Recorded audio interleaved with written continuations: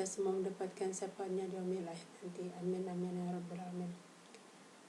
Baiklah Bapak Ibu, kita awali pembelajaran kita ini seraya melafazkan basmalah. Bismillahirrahmanirrahim. Adapun materi diklat kita yang kita bahas pada kesempatan saat ini adalah pengelolaan keuangan madrasah.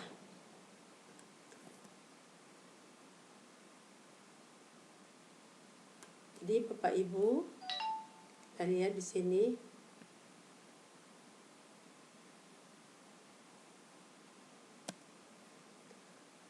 Bapak Ibu nanti selesai mengikuti materi ini diharapkan mampu mengelola keuangan sekolah sesuai regulasi, dan yang kedua adalah mampu menghitung pajak dalam mengelola dana sekolah sesuai regulasi yang berlaku.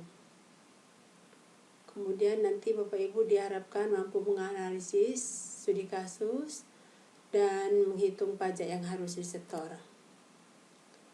Adapun lingkup materi kita, yang pertama pengelolaan keuangan sekolah dan yang kedua adalah perpajakan. Nah, adapun nilai karakter dalam pengelolaan keuangan ini, nilai utama adalah religiositas dan integritas. Sedangkan subnilai peduli, percaya diri, jujur, tanggung jawab. Nah, ini semuanya integrasi nilai PPK dalam pengelolaan keuangan. Nah, ini langkah-langkah pembelajarannya. Nah, sekarang kita lanjutkan dengan kegiatan pembelajaran 1, yaitu pengelolaan keuangan sekolah. Yang pertama tentang konsep pengelolaan keuangan sekolah, kemudian nanti tentang perencanaan dan pembelanjaan keuangan sekolah, kemudian yang ketiga pelaporan dan pertanggungjawaban keuangan sekolah. Yang pertama, konsep pengelolaan keuangan sekolah. Pengertian pengelolaan keuangan sekolah merupakan rangkaian aktivitas yang mengatur keuangan sekolah mulai dari perencanaan, pembukuan, pembelanjaan, pengawasan, dan pertanggungjawaban keuangan sekolah. Tujuan pengelolaan keuangan sekolah. Yang pertama, mengelola penggunaan dana sekolah secara transparan dan akuntabel. Yang kedua, meningkatkan efektivitas dan efisiensi penggunaan dana sekolah. Yang ketiga, mendorong pemanfaatan dana sekolah secara lebih ekonomis. Yang keempat, meminimalkan penyimpangan penggunaan anggaran sekolah. Yang kelima, memupuk kreativitas pencarian sumber pendanaan sekolah. Yang keenam, mendorong kompetensi pertanggungjawaban keuangan sekolah. Adapun prinsip pengelolaan keuangan sekolah, yang pertama adalah keadilan. Yang kedua, efisiensi. Yang ketiga, transparansi. Dan yang keempat, akuntabilitas. Yang pertama adalah perencanaan dan pembelanjaan dana sekolah. Perencanaan dana sekolah yaitu dengan proses pertama evaluasi diri sekolah, yang kedua penyusunan RKJM, yang ketiga penyusunan RKT, dan yang keempat RKAS atau rencana kerja anggaran sekolah. Nah, sedangkan pembelanjaan dana sekolah meliputi proses pembelanjaan dana sekolah harus memperhatikan peraturan dan juknis sumber dana, misalnya BOS harus sesuai juknis terbaru dan sesuai dengan SM Mendagri. Disertai bukti-bukti transaksi yang sah, misalnya nota, kwitansi, faktur, dan setoran pajak atau dokumen yang lain yang diminta, dan membentuk tim pengadaan barang ataupun jasa. Pelaporan dan pertanggungjawaban dana sekolah. Dokumen pelaporan dana sekolah yang pertama, rencana kegiatan dan anggaran sekolah. Yang kedua, buku kas umum. Yang ketiga, buku pembantu kas. Kemudian yang keempat ada buku pembantu bank. Yang kelima, buku pembantu pajak. Yang keenam, berita acara pemeriksaan kas. Dan yang ketujuh, bukti pengeluaran. Nah, sekarang pelaporan dan pertanggungjawaban dana sekolah. Adapun mekanisme pelaporan penggunaan dana BOS, yang pertama, realisasi penggunaan dana tiap sumber dana. Yang kedua, rekap realisasi penggunaan BOS. Yang ketiga, pencatatan pelayanan dan penanganan pengaduan masyarakat. Yang keempat, laporan aset. Yang kelima, laporan ke dinas pendidikan dan laporan online ke laman BOS.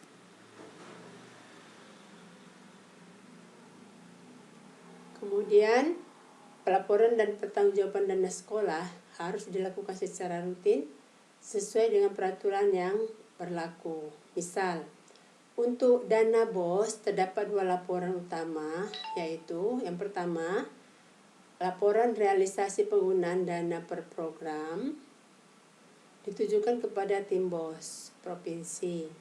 Dan yang kedua, pengumuman realisasi penggunaan dana BOS itu ditujukan kepada masyarakat. Kemudian, pertanggungjawaban anggaran rutin dan pembangunan dilakukan dengan memperhatikan ketentuan sebagai berikut. Yang pertama, selambat-lambatnya tanggal 10 setiap bulan mengirimkan SPJ ke wali kota ataupun bupati ataupun gubernur. Yang kedua, kelengkapan lampiran SPJ. Yang ketiga, bukti pendukung lainnya. Misal, jika untuk perjalanan dinas dan pembelian barang. Kemudian, pengawasan pengelolaan keuangan sekolah ini perlu dilakukan. Ya, ada beberapa poin ini bisa Bapak Ibu baca nantinya. Nah, sekarang kita lihat penugasan Bapak Ibu. Ya, LK01 analisis rencana kegiatan anggaran sekolah. Kemudian ada LK2 yaitu analisis laporan rekapitulasi realisasi dana BOS. Nah, sekarang kita lanjutkan tentang perpajakan.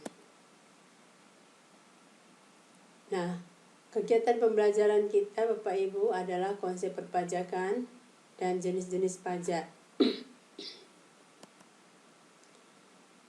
Nah, Bapak Ibu, apa itu pajak? Bapak Ibu mungkin sering mendengar kata pajak.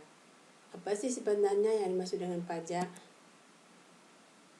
Nah, pengertian pajak menurut Undang-Undang Nomor 28 Tahun 2007 Pasal 1 menyatakan kontribusi wajib kepada negara yang terhutang oleh orang atau badan yang bersifat memaksa berdasarkan undang-undang, di mana dengan tidak mendapatkan imbalan secara langsung dan digunakan untuk keperluan negara bagi sebesar-besarnya dalam kemakmuran rakyat. Adapun jenis-jenis pajak yang dipotong yaitu PPh pasal 21 sampai 23. Nah, PPh pasal 21 itu pemotongan atas penghasilan yang dibayarkan kepada orang pribadi sehubungan dengan pekerjaan, jabatan, jasa, dan kegiatan. PPh pasal 22, pemungutan atas penghasilan yang dibayarkan sehubungan dengan pembelian barang. Kemudian PPh pasal 23, pemotongan atas penghasilan yang dibayarkan berupa hadiah, bunga, sewa, royalti, dan lainnya. Sedangkan PPN, pemungutan atas pajak konsumsi yang dibayar sendiri sehubungan penyerahan barang kena pajak dan jasa kena pajak. Nah, pajak penghasilan pasal 21 untuk objek penghasilan tetap dan teratur setiap bulan yang diterima oleh pegawai seperti gaji dan tunjangan. Penghasilan tidak tetap dan tidak teratur yang diterima oleh pegawai ataupun bukan pegawai dan peserta kegiatan seperti honor kegiatan, honor narasumber dan sebagainya. Untuk tarif pasal 17 Undang-Undang PPh dikali dasar pengenaan PPh ya. Kemudian tarif final pasal 17 Undang-Undang PPh dikali jumlah bruto. Sedangkan tarif pasal 17 Undang-Undang Pajak Penghasilan pasal 21 lapisan penghasilan kena pajak sampai dengan 50 juta itu 5%. Di atas 50 juta sampai dengan 250 juta itu 15%. Di atas 250 juta sampai dengan 500 juta itu 25%. Di atas 500 juta itu tarifnya 30%. Sekarang pajak penghasilan pasal 21. Penerima penghasilan PNS ya. Untuk PNS golongan 1 dan 2 itu tarif finalnya 0% ya. PNS golongan 3 5%, pejabat negara 15%. Untuk wajib pajak yang tidak memiliki NPWP dikenakan tarif 21 PPh 21 sebesar 20%. Lebih tinggi dari mereka yang memiliki NPWP.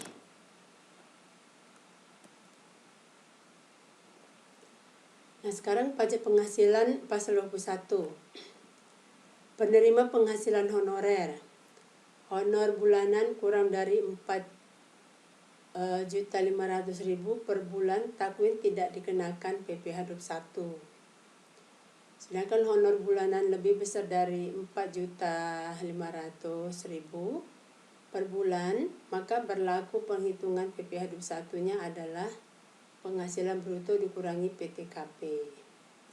PTKP yang berlaku sama dengan PTKP pegawai tetap. Nah, sekarang pajak penghasilan pasal 22.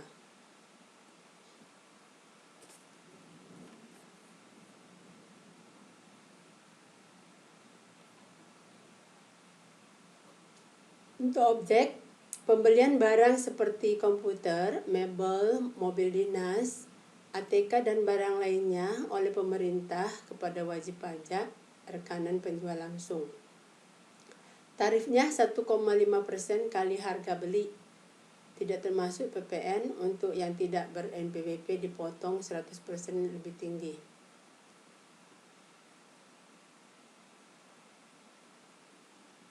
Kecuali pembelian barang dengan nilai pembelian paling banyak 2 juta dengan tidak dipecah-pecah dalam beberapa faktur.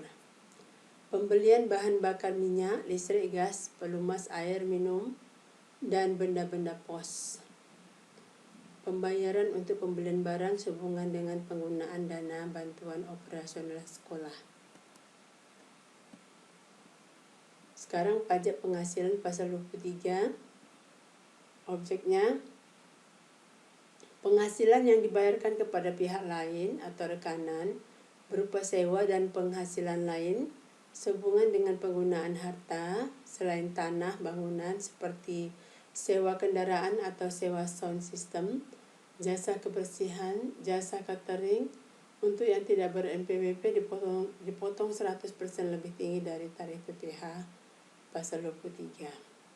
Untuk tarifnya 2% kali jumlah bruto, tidak termasuk PPN. Sekarang pajak pertambahan nilai. Objek, penyerahan barang kena pajak atau jasa kena pajak oleh rekanan.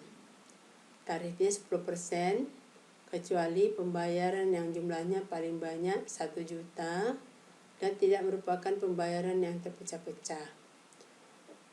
Pembayaran untuk pembebasan tanah kecuali pembayaran atas penyerahan tanah, pembayaran atas penyerahan BPKP, dan pembayaran atas penyerahan BBM. 3 langkah penyetoran pajak. Yang pertama, mengisi surat setoran pajak. Yang kedua, membuat kode billing berdasarkan data SPSP. Yang ketiga, menyetorkan pajak ke bank persepsi atau pos persepsi. Nah, sekarang menghitung pajak. Manfaat apa saja yang kita dapatkan dari materi kegiatan ini? Nah, sekarang kesimpulannya. Pengelolaan keuangan sekolah meliputi tahapan perencanaan, pembelanjaan, pelaporan, pertanggungjawaban, dan pengawasan pengelolaan keuangan. Yang kedua, pengelolaan dana harus memperhatikan prinsip-prinsip keadilan, efisiensi, transparansi, dan akuntabilitas. Yang ketiga, pengelolaan dana sekolah terkait erat dengan perpajakan. Yang keempat, proses pemotongan, perhitungan, dan penyetoran pajak harus memperhatikan regulasi yang berlaku. Demikianlah Bapak dan Ibu, pembahasan kita tentang pengelolaan keuangan sekolah atau madrasah. Kurang dan lebihnya kami mohon dimaafkan, pada Allah kami mohon ampun. Kami akhiri dengan billahi taufiq wal hidayah. Wassalamualaikum warahmatullahi wabarakatuh.